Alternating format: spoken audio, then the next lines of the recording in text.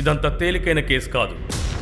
చాలా కాలం పాటు ఈ కేసు విచారణ జరుగుతూనే ఉంది. మన కళ్ళ ముందే మనుషులు చేసే నేరాలు సరికొత్తగా ఉంటున్నాయి. అందులోనూ ఇది ఈ దశాబ్దంలోనే అతిపెద్ద కేసుగా చెప్పబడుతోంది.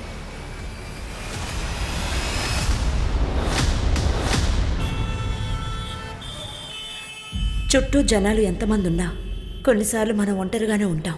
మనందరి జీవితాలు వేరువేరుగా ఉండొచ్చు, కానీ మన సుఖదుఖాలు, సంతోషాలు అన్నీ దాదాపు ఒకే విధంగా ఉంటాయి. కొంతమంది వారి గత జీవితంతో పోరాడతారు, కొంతమంది భవిష్యత్తుతో పోరాడతారు.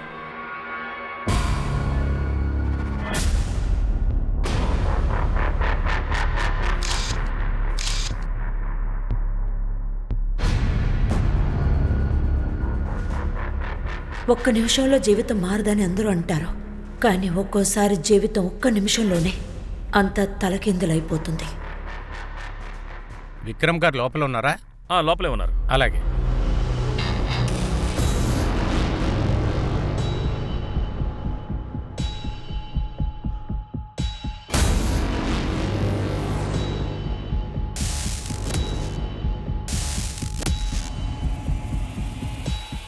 సార్, ఈ ఫైల్స్ అన్ని చెక్ చేయండి.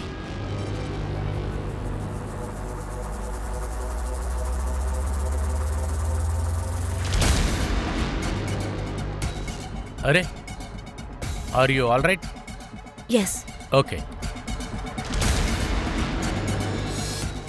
జయంతి, ఏమైంది? ఏం లేదు సార్. సార్ ఒక్క సెకండ్. సార్, ఆయన ఎవరు సార్? ఇంతకుముందు ఎప్పుడు చూడలేదు. He's my friend. నేను కూడా వాడిని గమనించాను. నువ్వు రహస్యంగా మమ్మల్ని వాచ్ చేస్తూ ఉన్నావు. అసలు నీ సమస్య ఏంటి? మా ఇద్దరిని ఎందుకు వాచ్ చేస్తున్నావు? ఎస్, బికాజ్ రీమా 3 రోజులుగా ఆఫీస్కి రాలేదు సార్. తన ఫోన్ కూడా స్విచ్ ఆఫ్ అనుస్తోంది. చివరిగా మీతోనే కదా వచ్చింది. రీమా ఎక్కడుంది? Sorry sorry sorry sorry sorry sorry. ఏంటి అర్పిత ఇంత లేటా? Sorry Lucky. సరే, మూవీ లేట్ అవుతుంది, త్వరగా పద. మూవీనా? మూవీ అంటే మా అమ్మ దగ్గర ఏం చెప్పాలి? చాలా లేట్ అవుతుంది. ఈరోజు ట్యూస్డేనేగా, గుడికి వెళ్ళాలని చెప్పు. అర్పిత, నేను 15-20 నిమిషాల్లో ఇంటికి వచ్చేస్తాను. ఓకే? అమ్మా, నేను కోచింగ్ సెంటర్ నుంచి ఇంటికి రావట్లేదు. హైవేలో గుడి ఉంది కదా, నేను ఫ్రెండ్స్తో అక్కడికి వెళ్తాను. ఎందుకే అంత దూరం వెళ్తున్నావు? అమ్మా, నేను ఎగ్జామ్స్ కోసం మొక్కుకున్నాను. నాకు చెప్పుండొచ్చు కదమ్మా, నేను నీతో వచ్చేదాన్ని. అమ్మా, మొక్కుకునే వాళ్ళే కదా గుడికి వెళ్ళాలి. సరేమ్మా, జాగ్రత్తగా వెళ్ళావు. అన్నా, హైవేలో ఉన్న గుడికి వెళ్ళండి.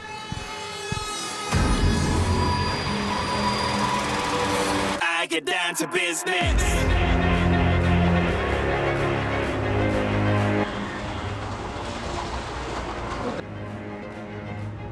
Number of calls is currently not reachable. Please try again later. Thank you. ఈ పిల్లుందే.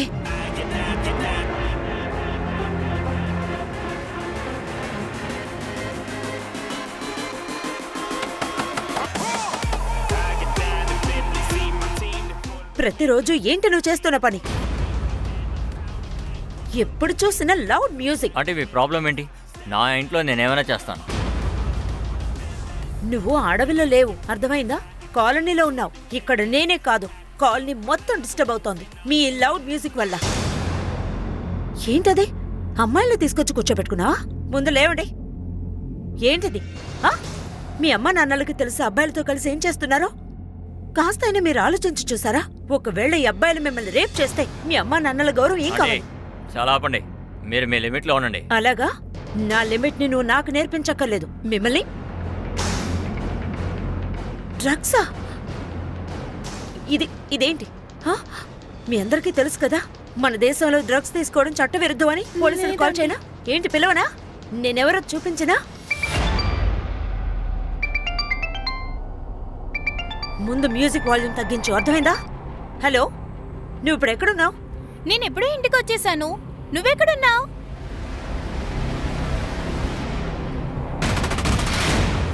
ఇప్పుడు నువ్వు నాతో అబద్ధాలు చెప్పడం మొదలు పెట్టావా?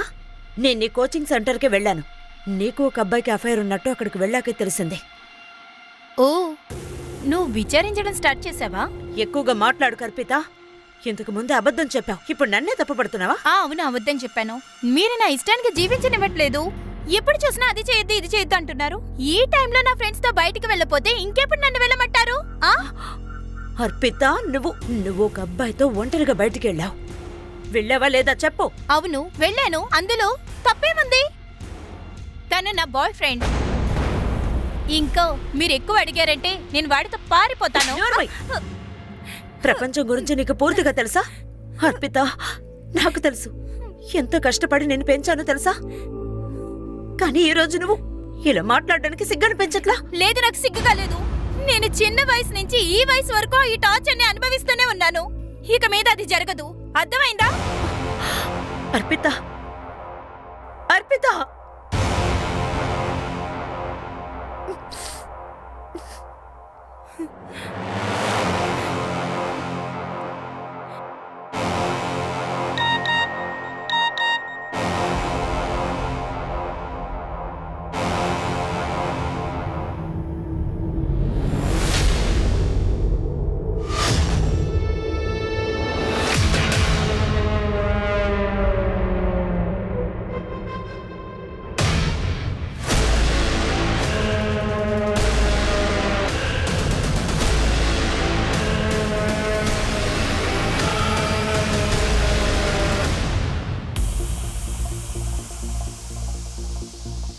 అరే ఇలా చూడు అర్పిత, ఎందుకు ఇంత అప్సెట్ గా ఉన్నావు? నువ్వు ఏ తప్పు చేయలేదుగా. అరే మా నాన్న ప్రాణాలతో ఉండుంటే నాకు ఇలాంటిది జరిగేదే కాదు. Let's have a drink, okay? నాకు డ్రింక్స్ వద్దు. అరే కానీ నీకు ఇది ఎంతో అవసరం అవుతుంది కదా. ఇప్పుడు ఇది తీసుకుని మొత్తం అంతా మర్చిపో. తాగమన్నానా? తాగు తాగు తాగు. ఆ, ముందు కాస్త కసగా ఉంటుంది, ఆ తర్వాత సెట్ అయిపోతుందిలే. పూర్తిగా తాగు.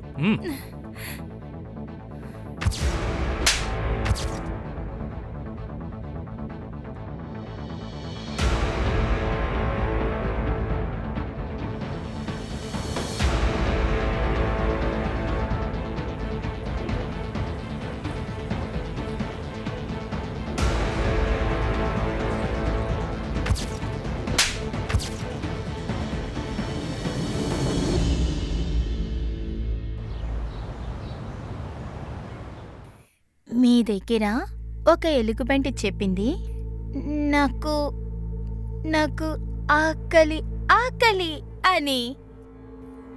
హాయ్ గుడ్డి, నువ్వు ఏం చదువుతున్నావు? నేను తెలుగు పాఠం చదువుతున్నాను. నాకు తెలుగు బాగా తెలుసు. అందులో తెలుగులో ఫుల్ మార్క్స్ నాకు వస్తాయి తెలుసా? అరే అవునా, నీకు ఖచ్చితంగా ప్రైజ్ ఇవ్వాల్సిందే. చెప్పు, నీకేం కావాలి?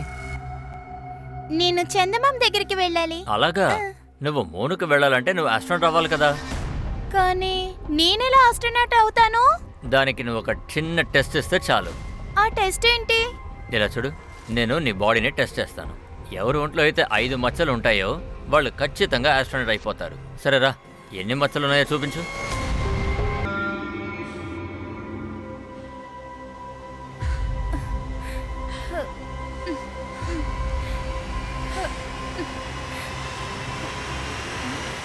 సార్ ఇదంతా చూస్తుంటే చాలా స్ట్రగులింగ్ అయినట్టు అనిపిస్తుంది సార్.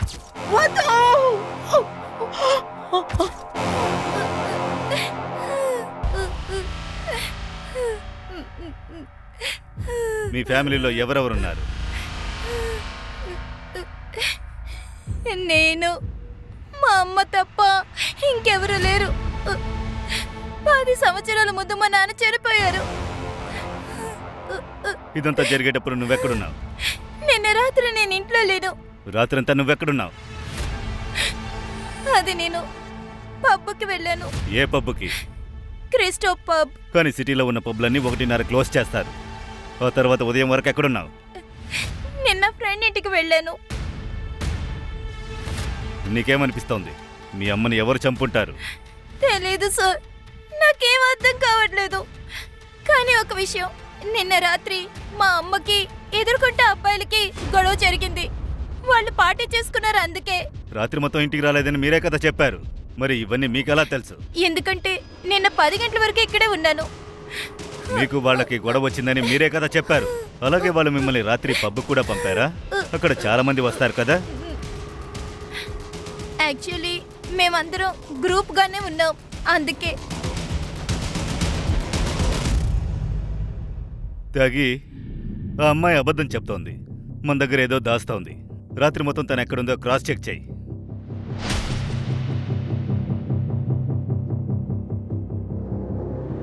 వాళ్ళిద్దరూ ఎక్కడున్నారు? ఏమో తెలియదు సార్. వాళ్ళిద్దరూ పోకిరి వెధవలు. పగలు రాత్రి పార్టీలే.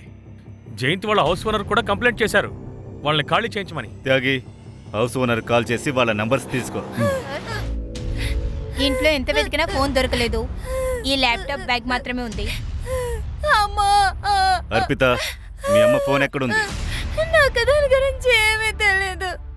కవిత, హంతకుడు కావాలని ఆవిడ ఫోన్ను తీసుకుని మార్చేసినట్టున్నాడు. అలా అయితే ఆ ఫోన్లో ఏదో ముఖ్యమైన విషయం ఉంది. అది మనల్ని హంతకుడికి దగ్గర చేస్తుంది.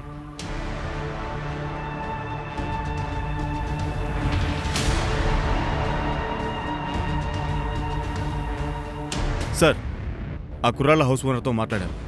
ఆ 2 నెంబర్లు దొరికాయి, కానీ 2 ఫోన్లు స్విచ్ ఆఫ్లో ఉన్నాయి సార్. ఒకవేళ వాళ్ళిద్దరూ హత్య చేసి ఎస్కేప్ అయి ఉండొచ్చు. పద, డోర్ పగలగొట్టి లోపల చెక్ చేద్దాం.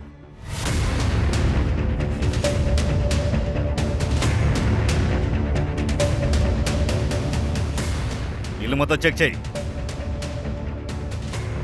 సార్, త్యాగి, ఫారెన్సిక్ ని పిలు. 2 ఇళ్లలో ఫింగర్ ప్రింట్స్ శాంపిల్స్ తీసుకో. వాళ్ళిద్దరు డీటెయిల్స్ కలెక్ట్ చేయి. ఒక విషయాన్ని ట్రేస్ అవుట్ చేయి. ఇక్కడ పార్టీలో విపేష్ ఇంకా రాఘవ్ తప్ప ఇంకెవరెవరున్నారో చూడు. Okay sir.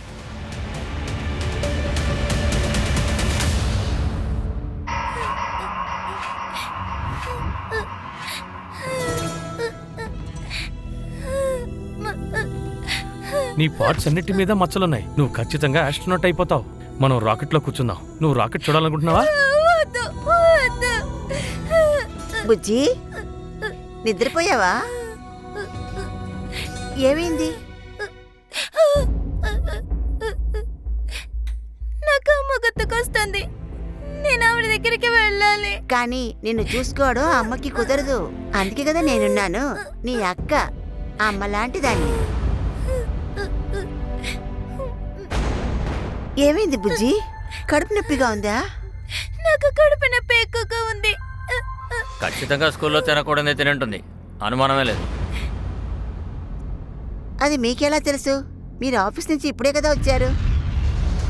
అరే, నీకేమైనా పిచ్చా? ఇది కనిపెట్టడం పెద్ద విషయమా? తనేవి మన అనుకుంటున్నట్టు కాదు. స్కూల్ బయట తను ఖచ్చితంగా ఏదో ఒకటి తినే ఉంటుంది. కావాలంటే అడుగు. గుడ్డి, తిన్నావా లేదా?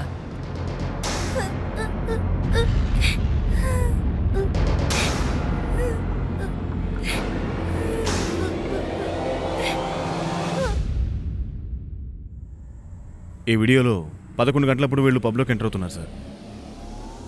1:30కి అక్కడి నుంచి బయటకు వచ్చారు. ఆ అమ్మాయి బాగా మత్తులో ఉన్నట్టుంది. సరిగ్గా నడవలేకపోతోంది. Right sir. జయంతి విషయంలో ఇప్పటిదాకా దొరికిన సమాచారాన్ని బట్టి చూస్తే జయంతి చాలా సిన్సియర్గా చట్టాన్ని ఫాలో అవుతుంది అనిపిస్తోంది సార్. కానీ వాళ్ళ అమ్మాయి ఏమో ఇలా ఉంది. మరి పక్కింటోళ్ళు విపేష్ ఇంకా రాఘవ్, వాళ్ళ రిపోర్ట్ ఏమైంది? సార్, గురుగ్రామ్లో ఉన్నప్పుడు వాళ్ళ ఫోన్ స్విచ్ ఆఫ్ అయిపోయింది. వాళ్ళు ఉండేది భోపాల్లో సార్. ఢిల్లీలో చదువుకుంటున్నారు సార్. నేను భోపాల్ పోలీసులు కూడా ఇన్ఫార్మ్ చేశాను సార్. సార్, అర్పిత బాయ్ ఫ్రెండ్ని కూడా రమ్మని చెప్పాను సార్. సార్, అర్పిత ఆ రోజు ఫుల్ మత్తులో ఉంది. తనకి మందు తాగడం అదే ఫస్ట్ టైం. మొదటిసారా? అది నీకెలా తెలుసు? అంటే సార్, గత 2 సంవత్సరాలుగా అర్పిత నా ఫ్రెండ్గా ఉంది. తను ఎప్పుడూ డ్రింక్ తాగలేదు, అందుకే. మొదటిసారి తాగిందంటే ఆ రోజే కదా వాళ్ళ అమ్మని మర్డర్ చేసిన రోజు.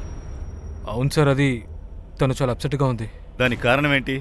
అవును సార్, నాకు తెలీదు, కానీ తను మాత్రం కాస్త గిల్టీ ఫీల్ అవుతూ ఉండింది సార్. ఈ పరిస్థితిలో ఇంటికి వెళ్ళి అమ్మని ఎలా ఫేస్ అవుతుందని భయపడింది. అందుకే తను రాత్రంతా నాతో పాటే ఉంది నా ఇంట్లో. తెల్లవారిగానే తను బయలుదేరిపోయింది. కావాలంటే మీరు మా ఇంట్లో చెక్ అవన్నీ చేసుకోండి. మేము తప్పకుండా చెక్ చేస్తాం. ఇలా చూడు, పర్మిషన్ తీసుకోకుండా సిటీ నుంచి ఎక్కడికి వెళ్ళకూడదు. వెళ్ళు.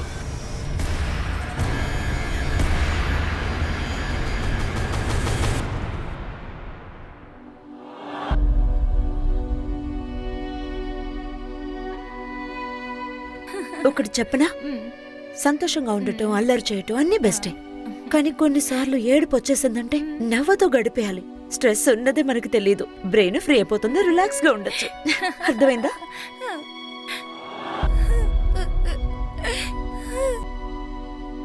సార్, జయంతి ఫోన్ నైట్ 10 గంటలకి స్విచ్ ఆఫ్ అయింది. అది వాళ్ళ ఇంటి ఏరియాలోనే. ఆవిడ ఫోన్ కనిపించట్లేదు. మనం అనుకుంటున్న కిల్లరే తీసుకెళ్ళుంటాడు. అర్పిత అనే మెయిన్ సస్పెక్ట్. నాకేమనిపిస్తోందంటే ఫోన్ కనిపించకుండా పోవడానికి మెయిన్ కారణం అమ్మకి కూతురుకి మధ్య జరిగిన చాటింగ్ హిస్టరీ డిలీట్ చేయడానికి అయి ఉండొచ్చు. అది మనకు తెలిసిందంటే అమ్మకి కూతురుకి సెట్ అవ్వలేదని తెలిసిపోతుంది. అలాగే ఆ ఇద్దరు అబ్బాయిలు విపేష్, రాఘవ్, వాళ్ళ గురించి కూడా వెంటనే ట్రేస్ అవుట్ చేయండి. ఎందుకు సార్, ఈ కనిపించట్లేదు ఇద్దరు అబ్బాయిల సిడిఆర్ నుండి ఈ ఇద్దరు అమ్మాయిల ఫోన్ నంబర్లు దొరికాయి సార్. జ్యోత్స్న పార్టీలో అదితి ఇంకా వినీత. ముందు వాళ్ళనే చూడాలి. వాళ్ళకి తెలిసింటుంది వాళ్ళిద్దరు ఎక్కడున్నారన్న విషయం. కవిత, జయంతి ఫోన్ నంబర్, లొకేషన్, ఐఎంఈఆర్ నంబర్తో ట్రేస్ చేయండి. Okay sir. సార్ ఇంకొక విషయం, 8 గంటలకి జయంతి ఒక నెంబర్కి కాల్ చేసింది. అది రీమాన్ పేరులో రిజిస్టర్ అయింది. రీమానా? ఎవరు రీమా? సార్, తను జయంతి ఆఫీస్లో పనిచేస్తుంది.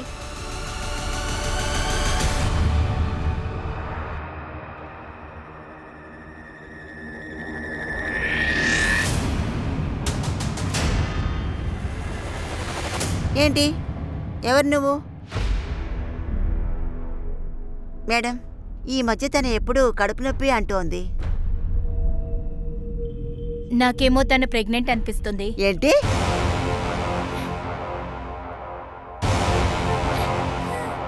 Hi ma'am, I'm Suresh Sharma. నేను ఒక మ్యాచ్ మేకర్ని మ్యామ్. చాలా మందికి పెళ్లి చేయించాను. అందుకు నేనేం చెయ్యాలి? మ్యామ్, అది మీరు మంగళసూత్రం వేసుకోలేదు, అలాగే నుదుటి మీద బొట్టు పెట్టుకోలేదు. సో అఫ్ కోర్స్ మీకు పెళ్లి అవకాశం లేదుగా. అందువల్ల నీకేంటి? అవసరం ఉంది మ్యామ్. ఇప్పుడు మీరు పెళ్లి చేసుకోకపోతే పిల్లలు మీకు ఎలా పుడతారు? ఏంటి ఇలా పిచ్చి పిచ్చిగా వాగుతున్నావు? వెళ్ళి ఇక్కడి నుంచి. మ్యామ్, నేను చెప్పేది వినండి. మ్యామ్ మ్యామ్ మ్యామ్ అక్క, ప్రెగ్నెంట్ అంటే ఏంటి అర్థం? ప్రశాంత్ గారా?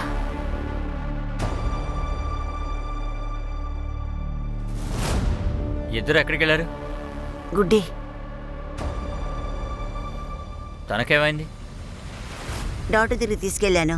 గుడ్డి 4 నెలలు ప్రెగ్నెంట్గా ఉందిట. ఏంటి? ఏం తెలియనట్టు నటిస్తున్నావేంటి? నీకేం తెలీదా? ఈ ఇంట్లో ఉన్న ఒక్కగానే ఒక మగవాడు నువ్వే. మర్యాదగా నిజం చెప్పు. నువ్వే కదా నా చెల్లెల్ని రేప్ చేసింది. నీకు ఎంత ధైర్యం ఉంటే ఒక చిన్న పిల్లని నేను రేపు చేశానంటున్నావు? రేపా?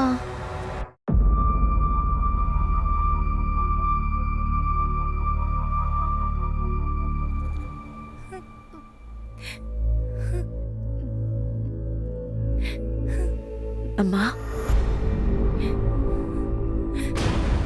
గత 10 ఏళ్లుగా నేను ఒక్క విషయం కోసమే పోరాడాను. నీకు మీ నాన్న లోటు ఉండకూడదని అనుకున్నాను. ఇప్పటిదాకా అందుకే కష్టపడుతున్నాను. ఈ ప్రపంచంలో ఉన్న సంతోషవంతా ఇవ్వాలనుకుంటున్నాను.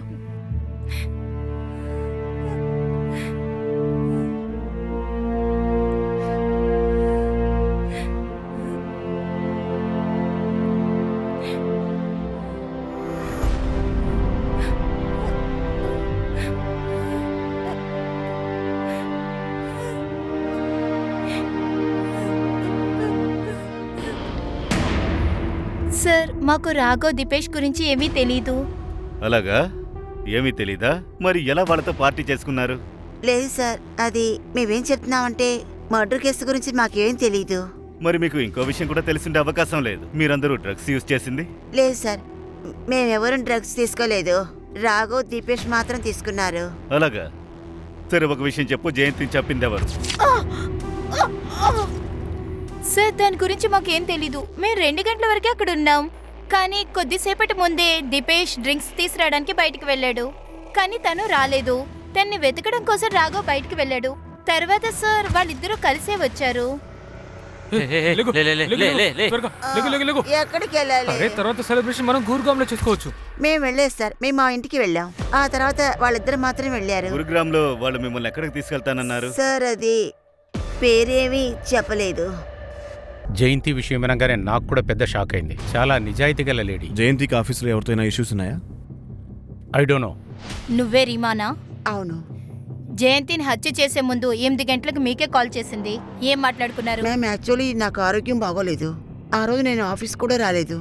అందుకే తను నాకు ఫోన్ చేసి హెల్త్ గురించి అడిగింది. అవసరమైతే మళ్ళీ మీ దగ్గరికి వస్తాను. రీమా, నాకు బాగా తెలుసు ఆఫీసులో నీ విషయంలో ఏం జరిగిందో. నిజం చెప్పు. నీ బాస్ నేను మాలిష్ చేశారా? జయంతి, ప్లీజ్ ఆ విషయం నాకు వదిలేయి. తర్వాత నువ్వు కూడా జోక్యం చేసుకోకు. ఎందుకు కలెక్ట్ చేసుకోకూడదు? ఈ రోజు నీ విషయంలో జరిగింది, రేపు ఇంకో కలెక్ట్తో జరిగే అవకాశం ఉంది కదా.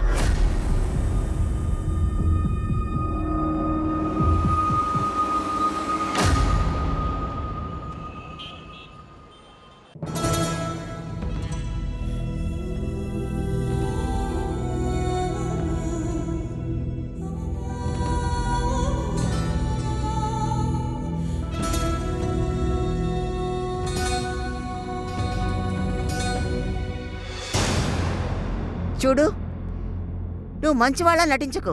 నువ్వు నన్ను ఇంకా అనుమానిస్తున్నావా? తను ఎవరు చేసిన పాపని మోస్తుందో ఏంటో.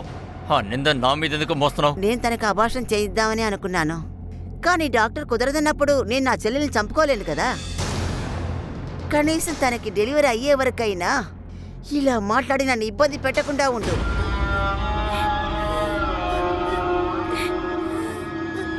సార్, జయంతి పోస్ట్మార్టం రిపోర్ట్ని బట్టి చూస్తే తన మరణం రాత్రి 1 నుంచి 3 గంటల మధ్యలో జరిగింది సార్. జయంతి ఫోన్ రాత్రి 10:30కి స్విచ్ ఆఫ్ అయింది. అంటే తనని మర్డర్ చేయడానికి ముందు చాలాసేపటి క్రితం తన ఫోన్ స్విచ్ ఆఫ్ అయింది.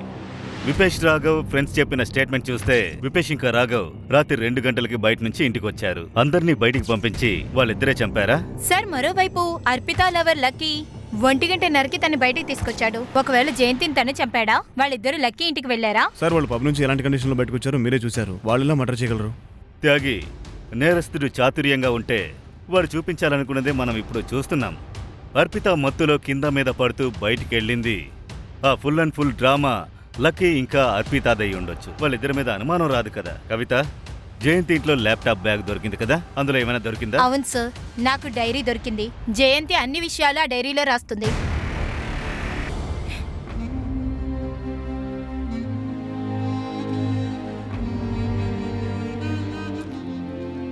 గుడ్డి, ఇదిగో ఈ పాలు తాగు. వద్దు అక్క, నాకు పాలొద్దు. నాకు వామిట్స్ ఎక్కువ అవుతున్నాయి. ఇలా చూడు, ఇక మీద నువ్వు చాలా కరెక్ట్ గా ఆహారం తీసుకోవాలి. వద్దని చెప్పకూడదు. ఓ, నేను బాగా తింటే బిడ్డ ఆరోగ్యంగా ఉంటుందా? నువ్వు చేసిన పాపం మీద తల్లి ప్రేమ చూపించకు. నీకు తెలుసా అది ఎంత బాధగా ఉంటుందని? డెలివరీ సమయంలో కోలుకొని బ్రతకడమే కష్టం. నిన్ను నేను పోగొట్టుకోలేను గుడ్డి. అక్క, మీరేమీ బాధపడద్దు. కానీ మీరు పాపం అని చెప్పారు, అదేంటి? కానీ ఈ బిడ్డ గురించి ఎందుకు అలా అంటున్నారు? కానీ నేనేం చదివానంటే బిడ్డ దేవుడి వరమని. అది నేను బుక్కులో చదివాను. నువ్వు చిన్న పిల్లవేమ్మా, కానీ దేవుడికి నీ మీద దయాజాలి అస్సలు లేదమ్మా. కానీ అక్క, నేను ఒక విషయం తెలుసుకోవాలి. కానీ బిడ్డ బయటికి ఎలా వస్తుంది? అది బయటకు వచ్చిన తర్వాత నువ్వు తెలుసుకుందువు గాని. చెప్పక్క, అది ఏ దారిలో వస్తుంది? పాప బయటకు వచ్చేటప్పుడు అది గట్టిగా ఏడుస్తుంది, అప్పుడు నువ్వు తెలుసుకో. ఓ అలాగా. బిడ్డ ఏడిస్తే దానికి నొప్పి వస్తుందని అర్థమా? ఇప్పుడు నువ్వు దాని నొప్పి గురించి బాధపడుతున్నావా? ఆ సమయంలో నీకెంత నొప్పి ఉంటుందో తెలుసా? అలాంటి నాకు ఎక్కువ నొప్పి వస్తుందా? అవును, బిడ్డకు నువ్వు జన్మనిచ్చిన తర్వాత నీకు నొప్పి అస్సలు ఉండదు. ఆ తర్వాత నీకేం కాదు.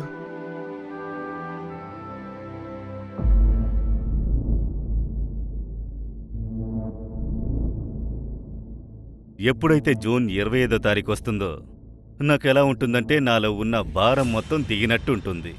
అందువల్ల నేను ఎక్కువగా బాధపడుతున్నాను. 10 ఏళ్ల క్రితం జూన్ 25వ తారీఖు ఏం జరిగింది? ఆ రోజు మా డాడీ చనిపోయిన రోజు. మరి మీ అమ్మ డైరీలో ఎందుకు అలా రాశారు? జూన్ 25వ తారీఖు ఆవిడికి భారం తగ్గిందన్నారు. సార్, నేను ఆ డైరీ ఎప్పుడు చదివింది లేదు. మీ నాన్నగారి పేరేంటి? రాజు. మీ అమ్మా నాన్న మధ్య రిలేషన్షిప్ ఎలా ఉండేది? వాళ్ళిద్దరూ ఒకరికంటే ఒకరు చాలా ఇష్టం సార్. కానీ వాళ్ళ మధ్యలో ఎప్పుడు గొడవలు వస్తూనే ఉంటాయి. అయినా గొడవెందుకు? మా డాడీకి ఒక కాలు పని చేయదు. ఆయన ఒక చిన్న ఫ్యాక్టరీలో పనిచేస్తున్నారు. ఆయనకి అది నచ్చలేదు, అమ్మ ఎక్కువ డబ్బులు సంపాదిస్తున్నారని. ఆయనకి అమ్మ మీద కాంప్లెక్స్ వచ్చింది. ఆ టెన్షన్లోనే ఆయన ఎక్కువ మందు తాగడం ప్రారంభించారు. కానీ నాన్న చాలా మంచివారు. అమ్మే అర్థం చేసుకోలేదు. ఇలా చూడు, మీ నాన్న డెత్ ఎలా జరిగింది? ఆయనకి సడన్ గా హార్ట్ అటాక్ వచ్చింది. మీ బంధువులు ఎవరూ కనిపించలేదేంటి? మీ అమ్మ సైడ్ నుంచి ఎవరూ రాలేదు, మీ నాన్న సైడ్ నుంచి రాలేదు? మా అమ్మకి బంధువులంటూ ఎవరూ లేరు. మా అమ్మ ఒకే కూతురు. ఇంకా మా తాతయ్యని నాన్నమ్మని నేను చూడలేదు. వాళ్ళు చిన్నప్పుడే చనిపోయారు. మీ నాన్న సైడ్ నుంచి ఎవరైనా? ఒక బామ్మ ఉండేది, కానీ నాకు 7 సంవత్సరాలప్పుడు ఆవిడ చనిపోయారు. నాన్నకి అక్క చెల్లెళ్ళంటే ఎవరూ లేరు. సార్, అర్పిత ఏమీ అంత తెలివిగా ఏం చెప్పట్లేదు సార్. తన రిలేటివ్స్ని ఎవరిని ఇందులోకి తీసుకురావట్లేదు. ఒకవేళ వాళ్ళు అమ్మ కూతురు గురించి తప్పుగా చెప్తే ఇరుక్కుంటారు కదా. కవిత, వాళ్ళమ్మ నాన్నకు బంధువులు ఎవరైనా ఉంటే అది మనకు ఖచ్చితంగా తెలుస్తుంది. జయంతి CDRలో ఉండే ఒక్కొక్క నంబరు డీటెయిల్స్ కలెక్ట్ చేయి. జయంతి సోషల్ మీడియా అకౌంటు చెక్ చేయి. నాకు ఒక విషయం తెలియాలి. జయంతి తన డైరీలో ఎందుకలా రాసింది? 10 ఏళ్ల క్రితం తన భర్త చనిపోయిన రోజున తన తలపై ఉన్న భారం తగ్గిందని చెప్పారు. ఒకవేళ జయంతి భర్త మరణం వెనక ఏదైనా రహస్యం ఉందా? రాజు నన్ను వదలు, నన్ను వదలు, రాజు, రాజు నన్ను వదలు. అర్పిత, బంగారు తల్లి, మీ నాన్నకు ఒక అటాక్ వచ్చింది. నేను వెళ్ళి డాక్టర్ని పిలుచుకొస్తాను, ఇక్కడే ఉండు.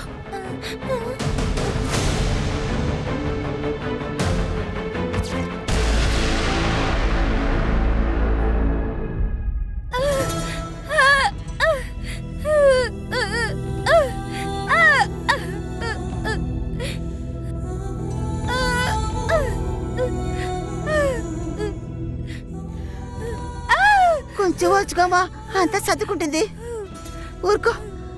గుడ్డి, అమ్మా గుడ్డి. అక్క, బిడ్డ ఏడుపు శబ్దం వినిపించలేదు.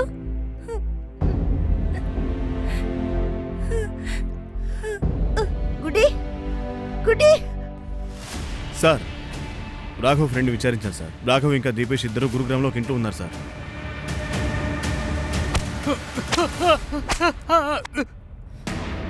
సార్ మేము ఏ తప్పు చేయలేదు సార్, మాకేమీ తెలీదు. ఏమీ తెలియదంటే ఎందుకు దాక్కున్నారు? మాకు డ్రగ్స్ తీసుకుని అలవాటు ఉంది సార్. ఇంకా జయంతి ఆంటీకి మాకు గొడవ జరుగుతూ ఉండేది. ఆ రోజు రాత్రి పార్టీలో రాత్రి 2 గంటలకి హఠాత్తుగా మీ ఫ్రెండ్స్ ని బయటికి వెళ్ళమని చెప్పారు కదా. ఎందుకంటే మీరిద్దరు మర్డర్ చేయాలనుకున్నారుగా.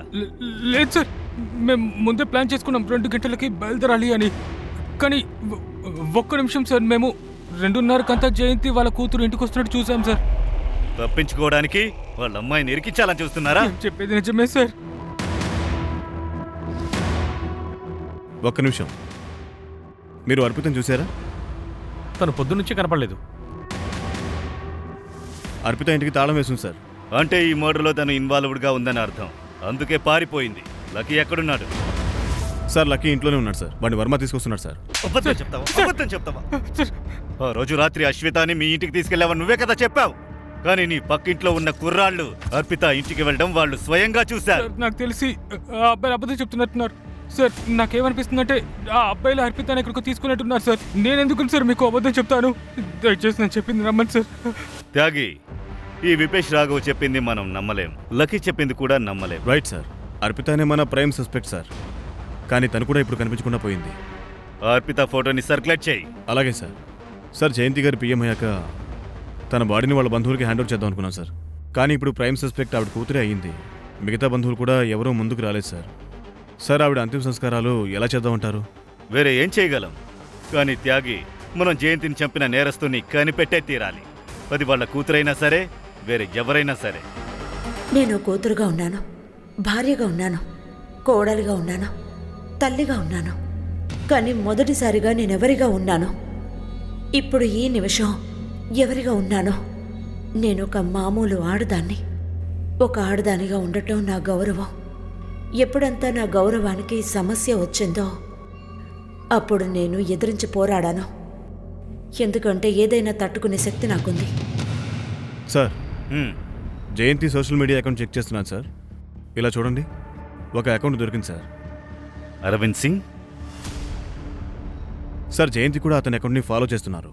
ఇన్ఫ్యాక్ట్ అతని చాలా పోస్టులకు లైకులు కూడా చేశారు. ఇది చూడండి. నాకెందుకు ఇతనికి జయంతికి ఏదో కనెక్షన్ ఉందనిపిస్తుంది సార్. ఇతను ఆగ్రాలో ఉంటాడు.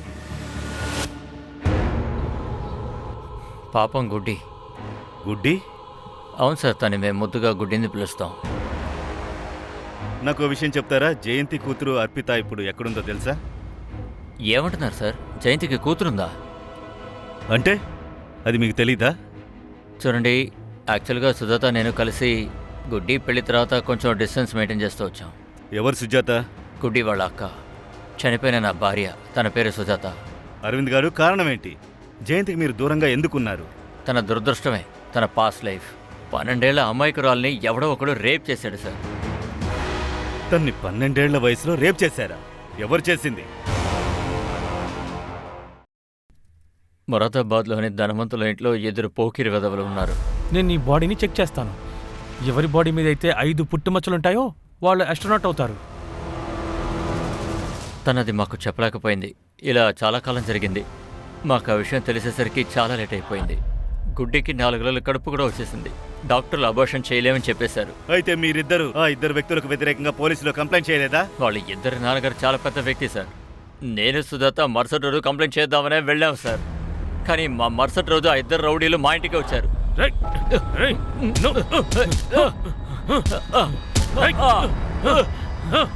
ఒకవేళ వెళ్ళి పోలీసులు కలిశారంటే తర్వాత మీ పరిస్థితి ఏమవుతుందంటే అది మీరు కల్లో కూడా ఊహించలేరు. రాత్రికి రాత్రి మేము ఇల్లు వదిలి పారిపోయాం. మేము వేరే ఒక సిటీలో అద్దెకి ఇల్లు తీసుకుని ఉన్నాం. అక్కడే గుడ్డి బిడ్డకి జన్మనిచ్చింది. తర్వాత ఒక అతన్ని పెళ్లి చేసుకుంది. కానీ తన జీవితాంతం ఇలా ఇబ్బంది పడుతుందని నేను అసలు ఊహించలేదు సార్. సరే, ఇప్పుడు ఏం చెప్తున్నారు? ఆ ఇద్దరు అబ్బాయిలే జయంతిని చంపారంటారా? చిన్నతనంలో ఆవిడ్ని రేప్ చేసిన వాళ్ళ? వాడు రజ్వాన్ షేక్, ఢిల్లీలో మషాల్ పార్టీ లీడర్. ఇక రెండో వాడు ఉన్నాడు కదా, వాడి పేరు ప్రవేశన్ సార్. వాడు కూడా ఇప్పుడు ఢిల్లీలోనే ఉన్నాడు. మీ దగ్గర గుడ్డి చిన్నప్పుడు ఫొటోస్ కూడా ఉన్నాయి సార్? ఉండుండొచ్చు, నేను ఒకసారి వెతకాలి సార్. ఎక్స్క్యూజ్ మీ, కవిత చెప్పు. సార్, జయంతి ఫోన్ నుంచి ఐఎంఏ నెంబర్ని ట్రేస్ చేశాను సార్. అదొక కార్పొరేషన్ వర్కర్ దగ్గర నుంచి దొరికింది. జయంతి ఫోన్లో ఉన్న డేటాస్ మొత్తం రిట్రీవ్ చేయి. Okay sir.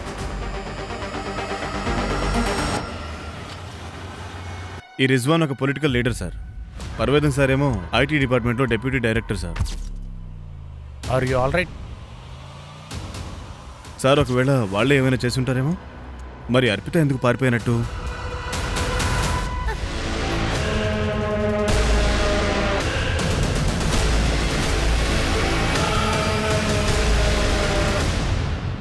సార్, నేను నా భార్యను అప్పుడప్పుడు కొడుతూ ఉంటాను, అది మాత్రం నిజం సార్.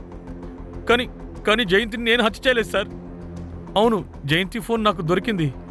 కానీ మన్నాడు తను హత్యకు గురిందనే విషయం కూడా నాకు తెలిసింది. దాంతో తన ఫోన్ని డస్ట్బిన్లో పడేశాను.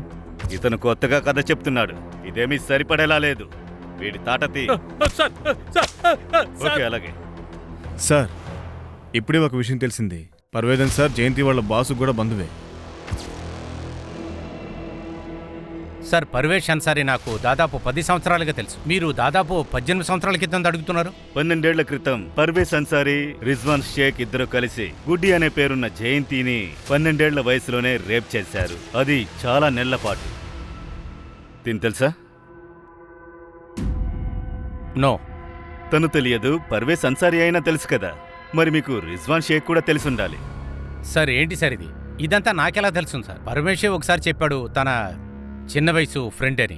మీరు వాళ్ళిద్దరికి ఫ్రెండ్ అంటే జయంతి మర్డర్లో వాళ్ళిద్దరితో కలిసి మీరు కూడా ఇన్వాల్వ్డే కదా? సార్, అసలు మీరేమంటున్నారో నాకు అర్థం కాలేదు. మీ దగ్గర ఏమైనా ఎవిడెన్స్ ఉందా? త్వరలో చూపిస్తాను. ఎవరిది? మీ మొదటి భార్య కూతుర్నే గుడ్డి, అలాగే జయంతి. తను మామ చెప్తారు చాలా సంవత్సరాల ముందు తనని మీరు రేప్ చేశారని. ఇన్స్పెక్టర్, నీకు తెలీదా? ఒక నిజాయితీ నాయకుడి మీద నిందలు వేసా ఉంటే అసలు ఏమవుద్దో నీకు తెలుసు కదా.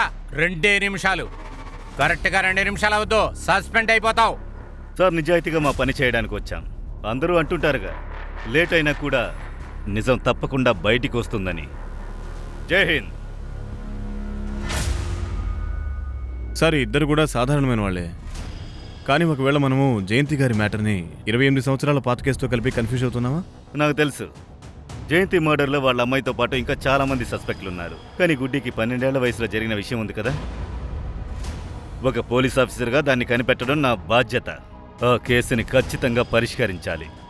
త్యాగి, జయంతి చివరిగా రీమాకే ఫోన్ చేసింది. ఆవిడ జయంతితో ఆఫీస్లో పనిచేస్తున్నవారు. రీమా దగ్గర జయంతి బాస్ గురించి ఇంకోసారి విచారించు. ఏదైనా క్లూ దొరుకుతుందా చూడు. అలాగే సార్. సార్, ఒక విచిత్రమైన విషయం తెలిసింది. గత 2 నెలల నుంచి 3 అమ్మాయిల్ని ఢిల్లీ నుంచి కిడ్నాప్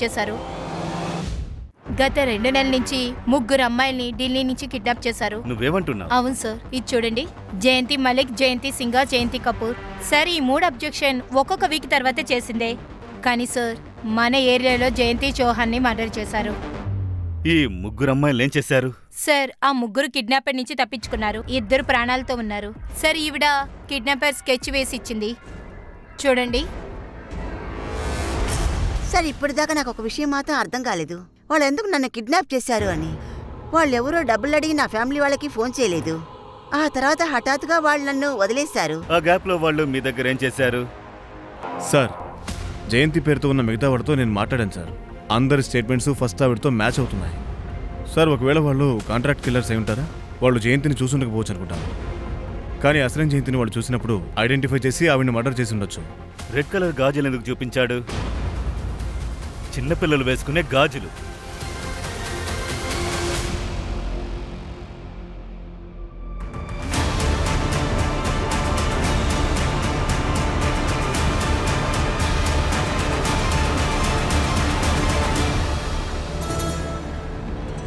అవును సార్, గుడ్డి చిన్నప్పుడు ఎప్పుడు రెడ్ కలర్ గాజులే వేసుకునేది. తనకు ఆ గాజులు చాలా ఇష్టం. కానీ దానేష్ అన్న ఇంట్లోంచి మేము బయలుదేరినప్పుడు ఆ గాజులు అక్కడే వదిలేసి వచ్చాం. ఎవరు దానేష్? సార్ అది బిడ్డ పెట్టడానికి ముందే నేను, సుజాత, గుడ్డి ముగ్గురు కూడా ఫరీదాబాద్కి షిఫ్ట్ అయిపోయాం. ధనేష్ బాయ్ ఇంట్లోనే మేము ఉండేవాళ్ళం.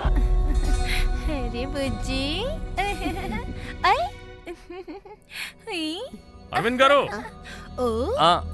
సలాం అలైకుం. రండి. అరే అద్దండి. సుజాత ఇదిగో తెస్తాను.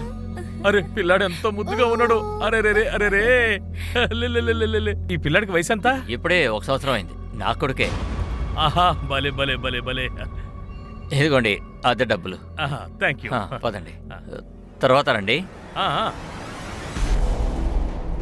బావా, మీరెందుకు ఇది మీ బిడ్డని ఎందుకు చెప్పారు? ఇది నా బిడ్డ కదా. గుడ్డి, నీతో ఎన్నిసార్లు చెప్పాను, నువ్వు పెళ్లి కాకుండానే తల్లివయ్యావు. అది చిన్న వయసులో. ఇది నీ బిడ్డని మాత్రం ఎవరితోనూ చెప్పకూడదు, అర్థమైందా?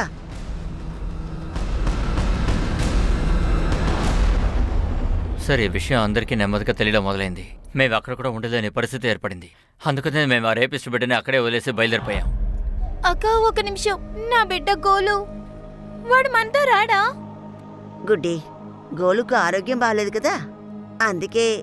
అదేంటంటే తను చనిపోయాడు. ఏంటి? మేము వాళ్ళ అబద్ధం ఆడకపోతే మేము ఎక్కడికి వెళ్ళినా ఆ బిడ్డ వల్ల మాకు ప్రాబ్లం అయ్యేది. ఆ పాపను ఎక్కడ వదిలేశావు? ధనేష్ బాయ్ ఇంట్లోనే. తన గాజులు కూడా అక్కడే వదిలేసాం.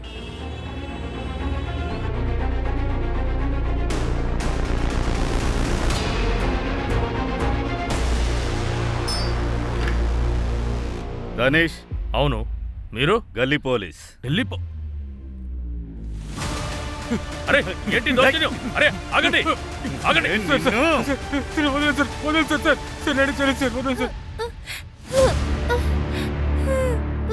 అర్పిత? సార్, తనే వాణ్ణి ఇక్కడ వదిలేసి వెళ్ళిపోయింది. కానీ నేనే తన్ని నా కొడుకులాగా పెంచాను. అంటే కరీమే ఈ జయంతి ఉరఫ్ గుడ్డి కొడుకా? నేను మా అమ్మని చంపలేదు సార్. చిన్నప్పటి నుంచి అందరూ నన్ను ఎక్కిరిస్తారు. మా నాన్నగారు పేరు అడుగుతారు. జనాలు ఏమంటారంటే నేను తప్పుడు పుట్టానంటారు. ఎవరికి కానివాడిని అయ్యాను. నేను అప్పుడే నిర్ణయించుకున్నాను సార్, ఎలాగైనా సరే అమ్మని కనిపెడతాననుకున్నాను. సార్, నాకు ఆమె పేరు జయంతిని మాత్రమే తెలుసు సార్. కానీ వాళ్ళ పిన్ని, బాబాయ్ తనని గుడ్డి అని మాత్రమే పిలుస్తారు. ఇంకా నువ్వు జయంతి అనే పేరులో ఉండే ఆడవాళ్ళని కిడ్నాప్ చేసి తీసుకెళ్లావా? ఆ రోజు తనని నేను కిడ్నాప్ చేయలేకపోయాను. అందుకే సార్ నేను తిన్నగా ఆవిడింటికి వెళ్ళిపోయాను. అమ్మా, ఎవరు? అరే 28 ఏళ్ళగా నన్ను అసలు మీరు చూడలేదు కదా, అందుకే మీరు నన్ను గుర్తుపట్టలేకపోయారు. ఏంటి ఏదేదో వాగుతున్నా? ఎవర్రా నువ్వు? గోలు, మీ అబ్బాయి గోలునమ్మా.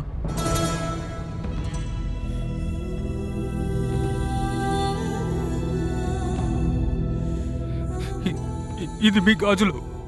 ధనుష్ గారు నాకు ఇది ఇచ్చారు.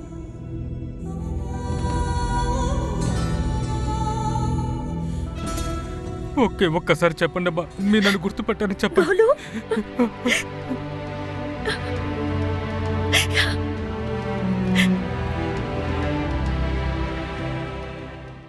మరెందుకు ఆవిడ్ని చంపావు? నేనెందుకు సార్ చంపాలి? నన్ను కొడుకుగా అంగీకరించారు కదా. కానీ తను నా ఒరిజినల్ నాన్నగారి గురించి అసలేం మాట్లాడలేదు. కానీ నాకు మా అమ్మగారు దొరికారుగా. ఆ సంతోషమైన వార్త విని మా నాన్నగారు వెతుకుంటూ వెళ్ళినప్పుడు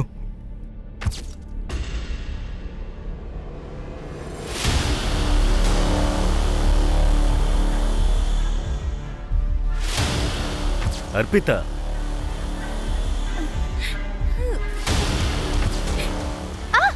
అర్పిత, అర్పిత, నువ్వు తాగొచ్చావా? అదంతా నన్నెందుకు అడుగుతావు? ముందు నాకు సమాధానం చెప్పు. ఈ రాత్రి సమయంలో ఆ అబ్బాయితో ఏం చేస్తున్నావు? నోరు మూయి. పొగరు పట్టిందానా? తనెవరో తెలుసా నీకు? నన్నే కొడతావా మమ్మీ? నా మీదే చేయేస్తావా? నాన్నని ఇలాగే కదా కొట్టి చంపావు? అదో యాక్సిడెంట్ అర్పిత. తాగిన మత్తులో అతను నన్ను కొట్టడానికి వచ్చాడు. ఓ! నువ్వు అబద్ధం చెప్తున్నావు.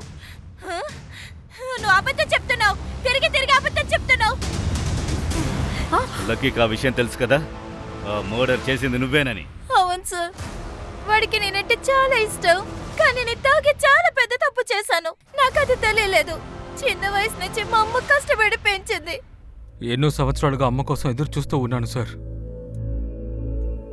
కానీ తనతో మాట్లాడింది ఒక్కసారి మాత్రమే. కానీ నాకు అర్పిత మీద అనుమానం వచ్చింది. తనే ఖచ్చితంగా ఏమైనా చేస్తుండాలనుకున్నా. నేను ఎంత ప్రయత్నించినా తనని అసలు ఏమీ చేయలేకపోయాను. మీరే చెప్పండి, తనని ఎలా చంపగలను? ఏదేమైనా తన నా చెల్లి లాంటిదే కదా.